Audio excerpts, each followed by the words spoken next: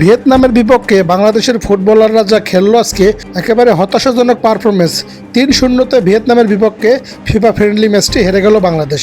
আজকের এই ম্যাচটিতে ডিফেন্ডার ছিল 4 জন, সাদউদ্দিন, তারিক এবং তপু এবং জায়ান। কিন্তু তাদের কাজটা ছিল ডিপেন্ড করা, গোলরক্ষকের সামনে দাঁড়ানো, তাদের বল ডিফেন্ড করা। কিন্তু বাংলাদেশ যে 3টা গোল আজকে হজম করলো ভিয়েতনামের বিপক্ষে, দেখবেন খেয়াল করে 3টা গোলের একটা গোলেও সেরকম কোনো ডিফেন্ডার ছিল না গোলরক্ষকের সামনে। আর গোলকিপারের কথা তো কি বলবো, সে নিজে একজন ফুটবলার হয়ে গিয়েছে, সে সবসময় দেখে উপরেই থাকে। তার কাজটা যে গোলরক্ষকের, তিনি সেই কাজটা করতে পারেন না। ম্যাচ শেষে হাসি মুখে তারা ফটো সেশন করেন, তারা ফুটবল খেলাটা, মাঠের খেলাটা খেলতে পারেন না।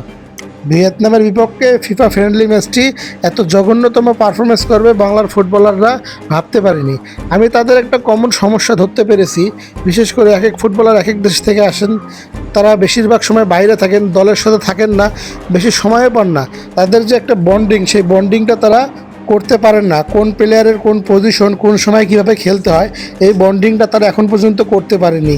এরকম যদি চলতে থাকে তাহলে বাংলাদেশের ফুটবলের কখনোই উন্নতি হবে না।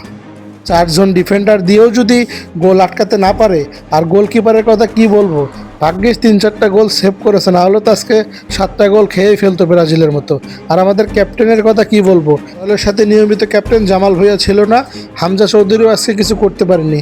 বাংলাদেশের ফুটবল এভাবে আগাবে। আর আমাদের গোলকিপারের কথা কি বলবো, সে বল খোঁজে নাকি মাছ খোঁজে সেটাও বুঝি না।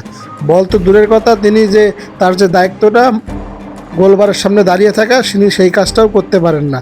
তাহলে কি করবে, বাংলাদেশকে ঘুমিয়ে ঘুমিয়ে তারা 3 গোল দিয়ে দিল। এই দল খুব সম্ভবত আর আগাচ্ছে না, বাংলাদেশ এই ফুটবল দলটি আর সামনে আগাবে না।